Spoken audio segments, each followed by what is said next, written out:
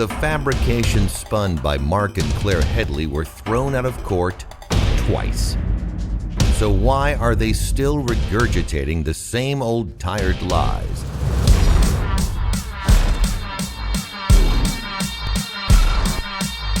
You do get paid and you do get attention for doing this stuff. I don't work for free.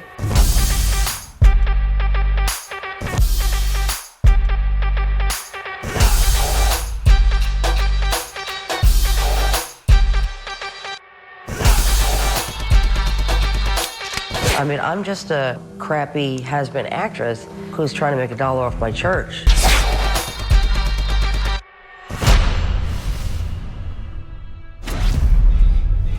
Desperate to pay her bills, fading sitcom actress Leah Remini has thrown together a cable show featuring a small pack of liars, thieves, rapists, and con men. Two of them, embezzlers and two-time losers, Marc and Claire Headley. Leah Remini tries to pass them off as brave. Not so, according to Marc Headley's mother. As long as I can remember, that's been his attitude, is do things behind people's backs, cowardly, covert, spineless things to bring on pain and suffering to people and derive pleasure from it. You know, trying to drown his sister, trying to drown his mother. You know, these are things he did with his own two paws. The truth is, neither Marc nor Claire Headley has ever been brave, honest, or trustworthy. As a staff technician, Marc Headley secretly sold church-owned electronic equipment on eBay and pocketed a cool 15 grand. We went over how he was going to actually handle this matter and take some accountability for it, because obviously such matters are not taken lightly by the church.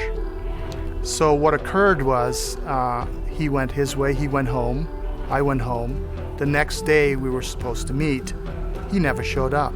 He disappeared. And to top it off, he very strategically went and acquired my pay before he left and stole his little sister's pay. With no word to me, never apologized, and it is a good 11, 12 years later, and not once has he made good on that.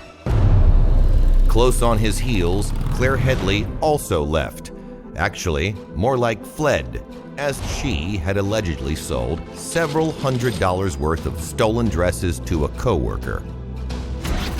Broke, bitter, and out for revenge, Marc and Claire Headley next bravely hatched a plan to hit the jackpot by bringing twin lawsuits against the church. But the Headleys' bogus claims were laughed out of court, thoroughly discredited at every turn. They claimed that they were somehow held against their will at the church facility, while their own photographs taken during that time show them on vacations across the country. They insisted they were the victims of forced labor, but by their own admission, what they did was not only voluntary, they actually had fun doing it. It didn't take long for the judge to rule that the Headleys' claims lack merit and do not create genuine issues of fact. The judge didn't just throw their claims out of court. He ordered the Headleys to reimburse the church over $42,000 for its legal costs. But the Headleys refused to accept the court's ruling and appealed the judgment. However, the appeals court once again sent them packing, writing that the Headleys repeatedly showed by word and deed that they enjoyed their work, performed it willingly, and were free to leave at any time.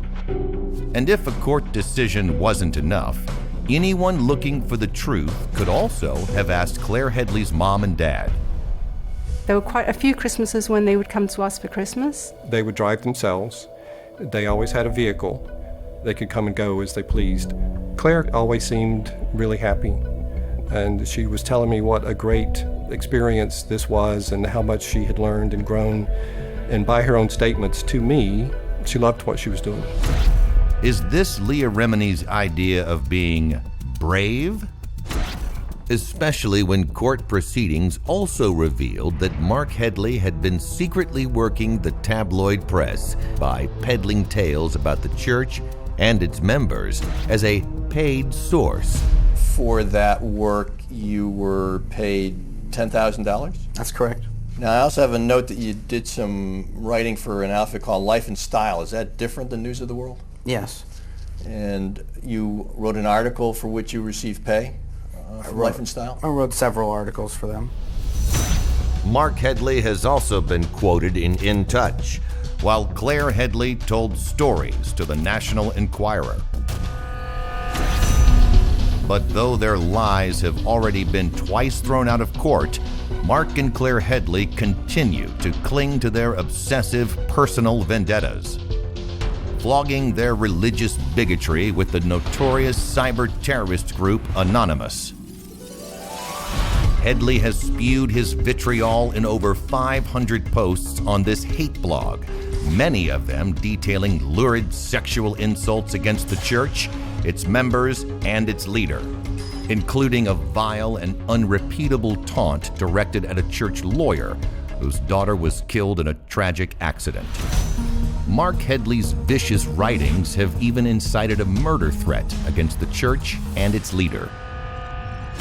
Headley has committed numerous violent assaults against women as well, intimidating young female co-workers he knew couldn't fight back.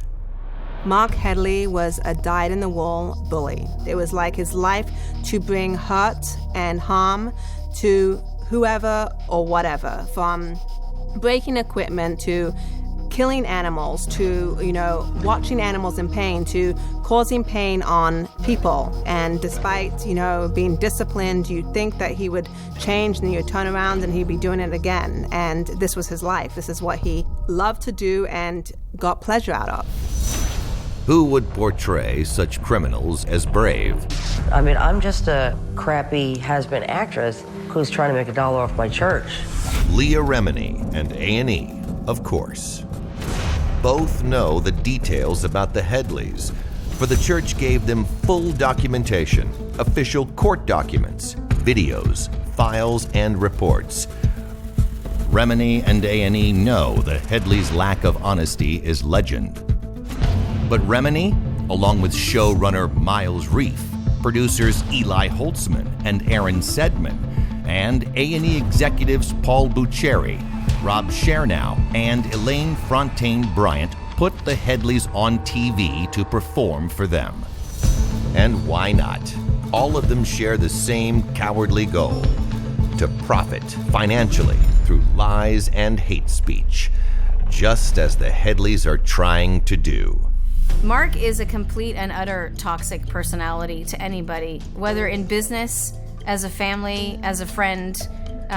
You know that if you're going to work with him, your well-being and your success is not what's in it. He is a friggin' coward. That he doesn't have enough kumquats, to face what he's done and take responsibility for it. At some point in time, you have to pull yourself up by the bootstraps and become a man, not a spineless creature that has no sense of integrity or loyalty to anybody. And those are the facts about Marc and Claire Headley, from women who are not afraid to speak the truth.